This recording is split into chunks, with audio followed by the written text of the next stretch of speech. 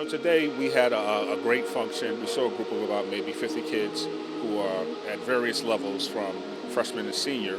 And so we have the opportunity to talk a little bit about the college and admissions process and also to tell them about the advantages of pursuing Newark as a place to stay and pursue their education. We're here to celebrate and recognize our students for their attendance across 17 high schools. If they're not in school, there is no learning taking place, right?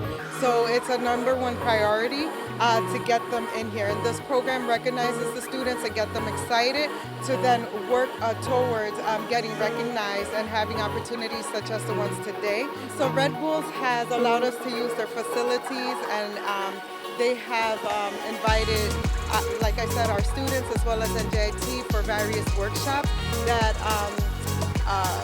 span across careers and college readiness, and they're giving the students an opportunity to be in this wonderful facility and just grow in those areas.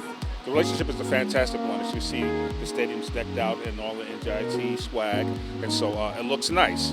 And the students are very excited about it. It tells a little bit about your hometown and gives you a little bit of pride attached to the city of Newark. So we like it, and the folks here on the staff of the Red Bulls are fantastic in every way, shape, or form.